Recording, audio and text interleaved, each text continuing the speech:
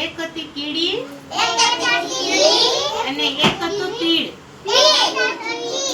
એમાં કીડી બેન છે ને ખૂબ જ મહેનતુ હતા.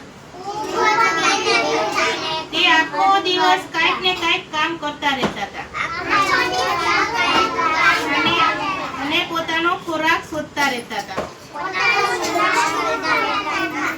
અને પછી એ ખોરાક ભેગો કરી અને એના દરમાં લઈ જતા. પણ તીડભાઈ તો મોજીલા હતા. એને તો કઈ કામ કરવું જ ન ગમતું. આમથી આમ ઉડ્યા કરતા અને વાયલન વગાડ્યા કરતા. એક દિવસની વાત છે, કીડી બેન છે ને પોતાના મોઢામાં કણ ખોરાક લઈને જાતી હતી. ત્યાં તીડભાઈ એને જુએ છે ને તો એને નવાઈ લાગે છે કે આ કીડી બેન શું કરતા હશે. પછી તે કીડી બેન ને પૂછે છે, કીડી બેન મારી સાથે રમશો?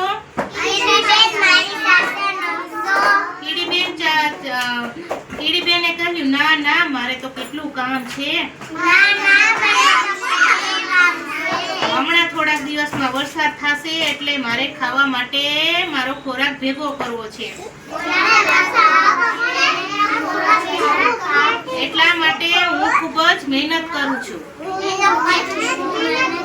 કીડીબેનની આ વાત સાંભળી અને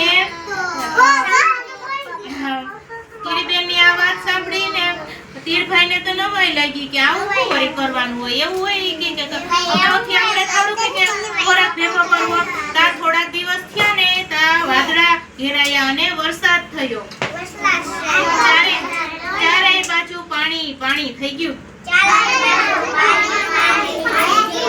કીડીબેન તો પોતાના દરમાં વયા ગયા. જેણે અગાઉથી પોતાનો ખોરાક ભેગો કર્યો તો દરમાં, એટલે એને ખાવા લાગ્યા. અને તીડભાઈ તો મોજીલા હતા એટલે એને પોતાનો સમય મોજમાં જ કાઢ્યો. અને આમ વરસાદ આવે ધ્રુજવા લાગ્યા અને આમ તેમ જોવે ક્યાંય એને ખોરાક ન મળ્યો. ના એને ખોરાક મળ્યો ના રહેવાની જગ્યા મળી. પછી એને કીડીબેનની વાત યાદ આવી. કીડીબેને કીધું તું કે અત્યારે આપણી પાસે સમય છે તો આપણે ભેગું કરી લઈએ.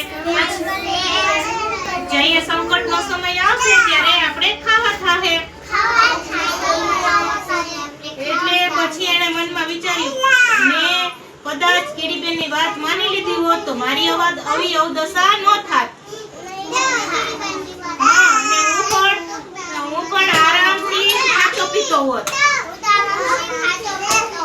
એટલે હવે આ વાતથી આપણને શું જાણવા મળ્યું કે આપણે સમયને જ્યારે આપણી પાસે સમય હોય ત્યારે કામ કરી લેવાનું અને ભેગું કરી લેવાનું.